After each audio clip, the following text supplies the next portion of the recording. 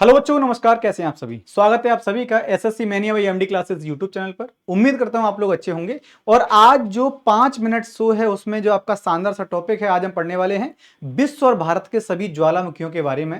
पहले तो हम समझते हैं और आपको मैं दिखाता हूं कि आखिर ज्वालामुखी कैसा होता है। तो ज्वालामुखी भाई ऐसा होता है जब कोई पृथ्वी के आंतरिक भाग में अगर जो मैग्मा होता है वो लावा के रूप में जब बाहर निकलता है तो इस प्रकार की आकृति का निर्माण करता है, उसी को हम ज्वालामुखी बोलते हैं। दुनिया में भिन्न भिन्न प्रकार के ज्वालामुखी हैं, है ना। उनकी सक्रियता के आधार पर उनको भिन्न भिन्न नाम से भी जानते हैं।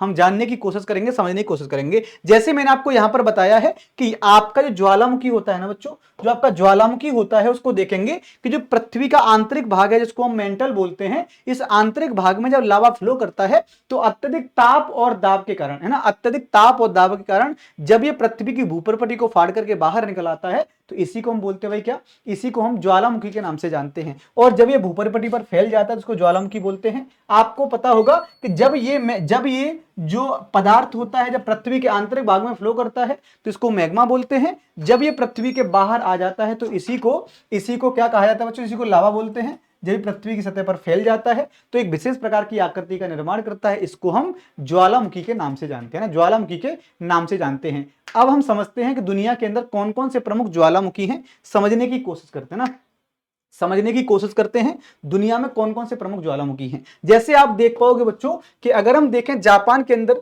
फ्यूजियामा कहां का है, जापान का ज्वालामुखी है। अगर आपसे पूछे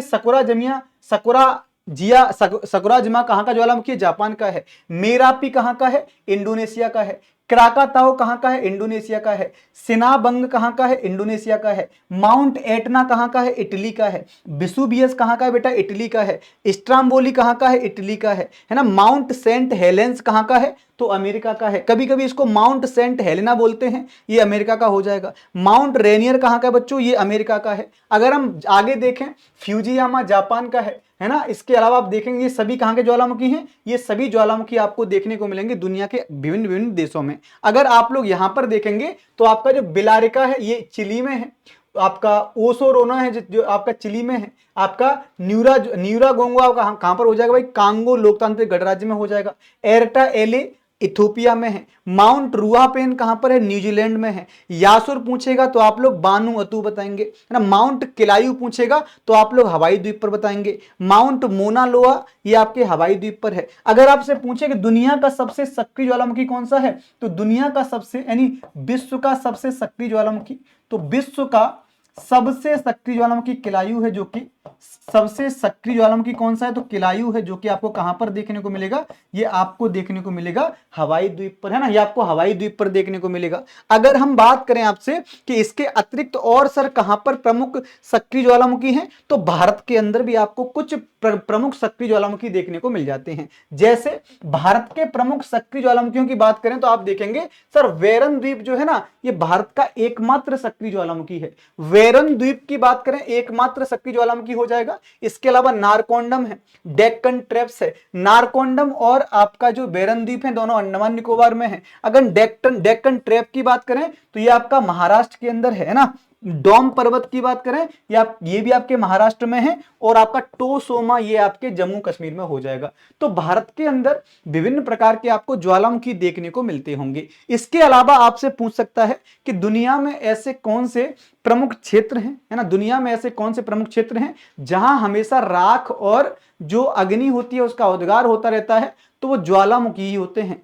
कई बार इनसे आपकी परीक्षा में प्रश्न पूछा गया है ना, कई बार प्रश्न पूछा गया है, तो इनको आपको ध्यान रखना है। इसके अलावा आपसे एक प्रश्न और पूछता है कि ये बताइए कोटापैक्सी कहां का प्रमुख ज्वालामुखी है, तो कोटापैक्सी जो है ये आपको देखने को मिलेगा कहां का भैया, तो दक्षिणी अमेरिका के अंदर ना। दक्षिणी अमेरिका का एक देश है इक्वाडोर, इक्वाडोर के अंदर आपको देखने को मिलेगा कोटापैक्सी। इसके अलावा आपसे पूछता है कि किलिमंजारो कहां का प्रमुख ज्वालामुखी है, तो किलिमंजारो अफ्रीका का है, जो कि कहां पर है, जो कि तंजानिया के अंदर है। तो इसी प्रकार के शानदार से प्रश्न कई बार आपकी परीक्षा में आपसे पूछे गए हैं। भारत का एकमात्र सक्रिय ज्वालामुखी अगर आपसे पूछेगा तो आप बताएंगे वो वेरन द्वीप पर है, जो कि आपके अंडमान निकोबार, जो कि आपके कहां पर हो जाएगा भाई, अंडमान निकोबार द्वीप समूह पर हो जाएगा। उम्मीद करता हूं आपको चीजें समझ में आ गई होंगी। और अगर सच में समझ में आ गई हैं तो हमारे चैनल को सब्सक्राइब कर लीजिएगा और अगर आप लोग हमसे जुड़ना चाहते हैं, मुझसे जुड़ना चाहते हैं, तो मेरा टेलीग्राम चैनल उसको जरूर सब्सक्राइब कर लेना है, जिसका नाम है GK GS bye silencer MD classes. ये आपको यहां पर देखने को मिल रहा होगा, है ना, GK GS bye silencer MD classes.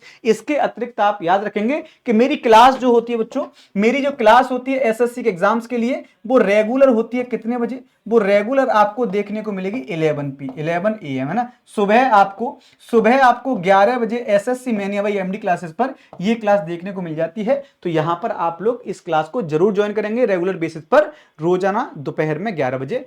Thank you so much.